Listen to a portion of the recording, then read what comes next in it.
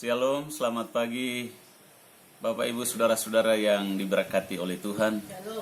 Berjumpa lagi dalam kasih dan anugerah Tuhan, di mana kita akan dengar firman Tuhan sama-sama pada pagi hari ini di dalam Yakobus pasal yang kelima ayat 7 sampai dengan ayat yang ke-11.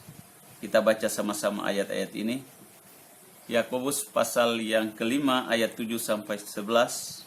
Bunyinya demikian, saya baca judul dan kita langsung mulai baca ayat 7. Bersabar dalam penderitaan. Karena itu, saudara-saudara, bersabarlah sampai kepada kedatangan Tuhan. Sesungguhnya petani menantikan hasil yang berharga dari tanahnya, dan ia sabar sampai telah turun hujan musim gugur dan hujan musim semi. Kamu juga harus bersabar dan meneguhkan hatimu, karena kedatangan Tuhan sudah dekat. Saudara-saudara, janganlah bersungut-sungut dan saling mempersalahkan, supaya kamu jangan dihukum. Sesungguhnya hakim telah berdiri di ambang pintu. Saudara-saudara, turutilah teladan penderitaan dan kesabaran para nabi, yang telah berbicara demi nama Tuhan. Sesungguhnya kami menyebut mereka berbahagia, yaitu mereka yang telah bertekun. Kamu telah mendengar tentang ketekunan Ayub, dan kamu telah tahu apa yang pada akhirnya disediakan Tuhan baginya. Karena Tuhan Maha Penyayang dan belas kasihan. Ya, sampai di situ pembacaan firman Tuhan pada pagi hari ini. Berdasarkan konteks ini, maka tema firman Tuhan pagi hari ini adalah kuat dalam menghadapi masalah. Nah, saudara-saudara, siapa yang harus kuat? Kita yang harus kuat. Orang percaya, orang Kristen, anak-anak Tuhan harus kuat dalam menghadapi masalah. Nah, saudara-saudara yang diberkati oleh Tuhan, masalah ini bermacam-macam bentuknya. Kapanpun, dimanapun, masalah itu bisa terjadi saja terhadap setiap orang, setiap manusia di tengah-tengah dunia ini. Dan karena itu, saudara-saudara yang dikasihi oleh Tuhan, bagaimana caranya supaya kita kuat di dalam menghadapi masalah? Ada 3 hal penting yang akan kita belajar bersama-sama di dalam konteks ini yang berkaitan dengan kuat dalam menghadapi masalah. Ada 3 kriteria yang harus kita miliki untuk bisa kita kuat dalam menghadapi masalah. Kriteria yang pertama adalah dalam ayat 7 sampai dengan ayat yang ke-8. Tadi kita baca di sana sangat jelas sekali, di situ berbicara tentang bersabar. Nah, saudara-saudara, apa artinya bersabar? Bersabar di sini adalah kita lihat di dalam Kamus Besar Bahasa Indonesia, kata sabar itu artinya yang pertama, tahan menghadapi cobaan, yaitu tidak lekas marah, tidak lekas putus asa, dan tidak lekas patah hati. Arti yang kedua, arti kata sabar dalam Kamus Besar Bahasa Indonesia adalah tenang, tidak tergesa-gesa, tidak terburu nafsu. Itu arti kata sabar. Nah, sabar itu adalah suatu hidup menahan, suatu sikap menahan emosi dan keinginan, serta bertahan dalam situasi sulit dan tidak mengeluh. Nah, sabar ini merupakan kemampuan mengendalikan diri yang juga dipandang sebagai sikap yang mempunyai nilai tinggi dan mencerminkan kekokohan jiwa orang yang memilikinya. Nah, saudara-saudara, jadi berdasarkan arti kata sabar ini sendiri, maka bagaimana caranya supaya kita kuat menghadapi masalah? Untuk kuat menghadapi masalah, maka kita harus tahan menghadapi cobaan.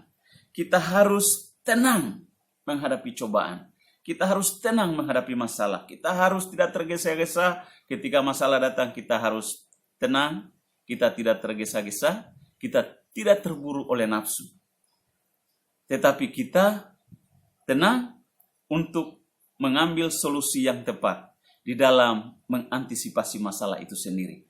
Nah, saudara-saudara yang dikasihi oleh Tuhan, seorang pendeta kalau dia gemuk, jemaatnya berkata ini pendeta suka makan. Tapi kalau pendetanya kurus, bilang pendeta kurang diberkati Tuhan. Kalau pendeta masih muda sudah menikah, dibilang ini pendeta genit. Tapi kalau pendeta sudah tua tidak menikah, dibilang pendeta kurang laku. Nah, saudara-saudara, ini juga merupakan masalah. Ada orang yang masih muda, umur 17-18 tahun sudah menikah, dibilang ini orang genit. Ini juga masalah. Ada orang yang sampai sudah 30 tahun, 40 tahun tidak menikah, itu juga masalah. Nah, masalah ini bermacam-macam sekali. Dan karena itu, di dalam menghadapi masalah apapun kita harus bersabar. Nah, saudara-saudara, kesabaran yang dikatakan oleh firman Tuhan di dalam konteks firman Tuhan di ayat 7 dikatakan bahwa karena itu saudara-saudara bersabarlah sampai kepada kedatangan Tuhan. Artinya kesabaran kita bukan seketika, bukan suatu waktu, tetapi sampai Tuhan Yesus datang. Ini syaratnya. Nah, di sana dikatakan bahwa digambarkan sebagai seorang petani yang sementara menantikan hasil yang berharga dari tanahnya. Nah, saudara, orang yang bersabar itu diumpamakan seperti seorang petani. Seorang petani itu dia akan mencangkul ladangnya atau kebunnya, dan kemudian ketika turun hujan dia menanam, dan kemudian dia harus membersihkan rumputnya, dan kemudian ketika bertumbuh dan terus bertumbuh semakin tinggi tanaman yang dia tanam, harus diperhatikan baik-baik sampai mengeluarkan buah dan bahkan sampai buahnya matang. Itu adalah seorang petani. Bagaimana caranya dia bersabar di dalam menantikan hasil daripada ladangnya. Nah, saudara-saudara yang diberkati oleh Tuhan, bersabar ini sangat penting karena ketika seseorang tidak bersabar, maka dia adalah orang yang gagal di dalam menjalani kehidupan sebagai seorang Kristen. Ada begitu banyak orang Kristen yang kurang bersabar. Ada begitu banyak orang Kristen yang cepat-cepat mengambil suatu sikap yang salah ketika masalah itu datang menerpa kehidupannya. Tetapi mari firman Tuhan ajarkan kita supaya kita bersabar. Di dalam Amsal 16 ayat 32 di sana dikatakan begini. Amsal 16 ayat 36 di sana dikatakan,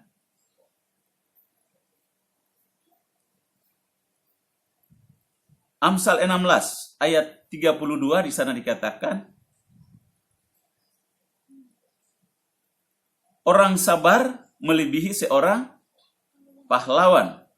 Orang yang menguasai dirinya melebihi orang yang merebut kota. Orang yang sabar melebihi seorang pahlawan. Nah, saudara, seorang pahlawan itu adalah orang yang berjasa, di mana dia berjasa buat satu bangsa atau negeri. Tetapi Alkitab mengatakan bahwa kalau kita sabar, maka firman Tuhan mendapati kita bahwa kita ini adalah seorang pahlawan. Ketika kita menghadapi masalah, kita tenang. Ketika kita menghadapi masalah, kita tidak tergesa-gesa untuk mencari solusi. Ketika kita menghadapi masalah, kita tidak terburu nafsu. Tetapi kita tenang dan kita mau berdoa, mohon pimpinan Tuhan. Ini semua karena kasih dan kebaikan Tuhan. Karena itu saudara-saudara yang diberkati oleh Tuhan, di dalam kita menghadapi berbagai masalah yang sementara kita hadapi, mari kita mau belajar bersama-sama untuk menjadi seorang pahlawan buat diri kita sendiri. Saudara-saudara yang diberkati oleh Tuhan Yesus Kristus, firman Tuhan mengajarkan kepada saudara dan saya bahwa orang sabar melebihi seorang pahlawan. Sabar untuk siapa? Sabar pertama-tama terhadap diri sendiri. Dia harus mengalahkan egonya. Dia harus bersabar untuk menguasai seluruh egonya. Dia harus bersabar untuk menghadapi masalah yang dihadapi, masalah yang dihadapi oleh keluarga, masalah yang dihadapi pada saat-saat di mana dia tidak ada jalan keluar lagi untuk keluar dari persoalan itu. Dia tetap tenang, dia tetap tidak tergesa-gesa dan tidak terburu oleh nafsu. Nah, orang yang tenang, orang yang tahan dalam menghadapi cobaan. Makanya di situ dikatakan di dalam Ayub pasal yang ke-1 ayat 12, kita lihat di sana. Ayub pasal 1 Ayub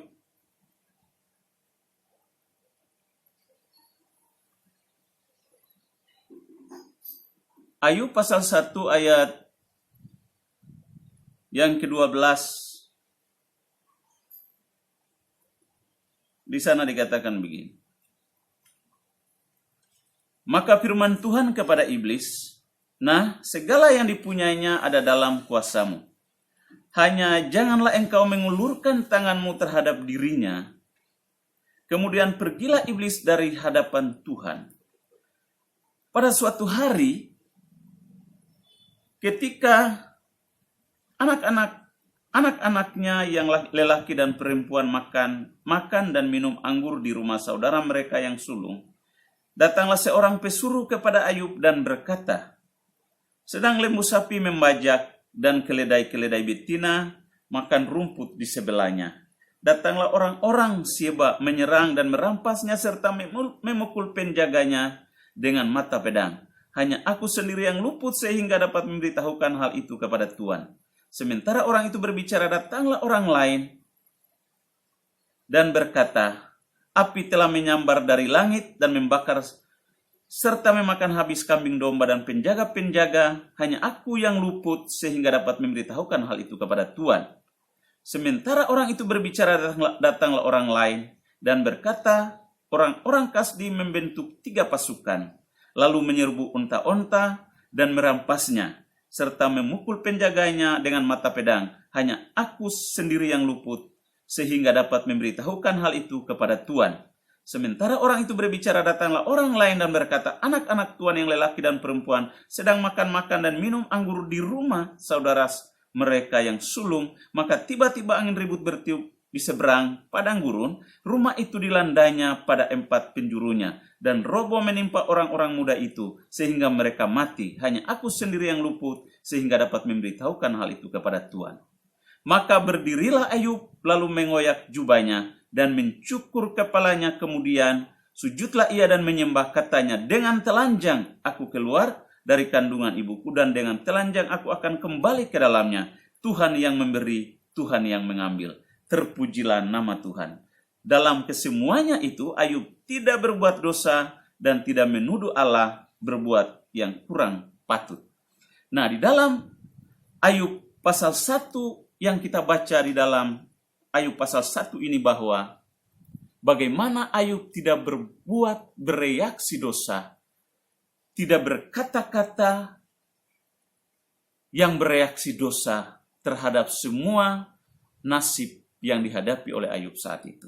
Nah, saudara-saudara yang dikasihi oleh Tuhan, dalam kondisi itu di mana harta dan kekayaannya habis, bahkan anak-anaknya 7 orang laki-laki dan 3 orang anak perempuan, dalam sekejap mata semuanya lenyap. Tetapi Ayub berkata di dalam ayat yang tadi kita baca, bahwa dengan telanjang aku datang dan dengan telanjang juga aku akan kembali. Dalam kesemuanya itu Ayub tidak berbuat dosa dengan bibirnya. Nah, saudara-saudara yang dikasihi oleh Tuhan, Ayub memiliki standar rohani yang sangat tinggi. Dan ini merupakan sebuah teladan buat kita orang percaya, supaya kita juga harus memiliki kesabaran. Mungkin masalah yang kita hadapi tidak seperti yang dihadapi oleh Ayub. Masalah yang kita hadapi pasti bentuknya berbeda dan mungkin lebih ringan daripada Ayub. Tetapi saudara, ketika masalah itu terjadi, kadang-kadang kita kehabisan cara dan metode dalam menghadapi masalah itu. Tetapi percayalah, ketika kita mengandalkan Tuhan, ketika kita tahu bahwa Tuhan yang kita puji dan muliakan adalah Tuhan yang suci dan kudus, kita tidak akan berkata sepatah kata pun yang bereaksi dosa. Kita akan terus mengontrol kehidupan kita, mengontrol hati kita, mengontrol pikiran kita, mengontrol perasaan kita, sehingga kita tidak terburu-buru dan tidak tergesa-gesa untuk memperkatakan sesuatu yang tidak baik tentang Tuhan. Jangan sampai dalam setiap masalah yang kita hadapi, kita memprediksi Tuhan di pihak yang salah. Kita mengatakan bahwa Tuhan tidak adil sehingga masalah ini saya hadapi. Tapi saudara, kadang-kadang masalah itu datang oleh karena akibat daripada kelalaian diri sendiri. Dan masalah itu juga bisa terjadi oleh karena diakibatkan dari luar atau dari orang lain terhadap diri kita. Dan masalah itu bisa terjadi atas seizin Tuhan. Kalau masalah itu terjadi oleh karena kelalaian kita, maka kita harus belajar untuk menghadapi masalah itu dengan penuh keberanian, dan kita harus siap menghadapi risikonya. Tapi kalau masalah itu diakibatkan oleh orang lain, maka ketika kita bersandar sama Tuhan, Tuhan memberikan solusi buat kita. Kalau masalah itu sumbernya, Tuhan izinkan masalah itu terjadi dalam kehidupan kita, maka Tuhan pasti akan mengulurkan tangannya dan menolong kita pada saat kita sudah tidak berdaya dan kita tidak kuat. Nah, saudara-saudara yang diberkati oleh Tuhan, pada kesempatan yang indah ini kita telah belajar bahagian yang pertama tentang bagaimana caranya supaya kita menjadi orang Kristen yang kuat dalam menghadapi masalah, yaitu kita harus bersabar. Ketika kita bersabar, maka kita ditemukan oleh Tuhan, oleh firman Allah, bahwa kita lebih daripada seorang pahlawan. Haleluya.